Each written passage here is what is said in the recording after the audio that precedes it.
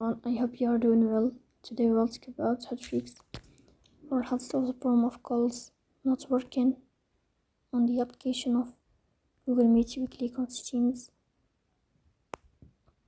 Here we go to apps, default apps, app settings. And above here we search about Google Meet.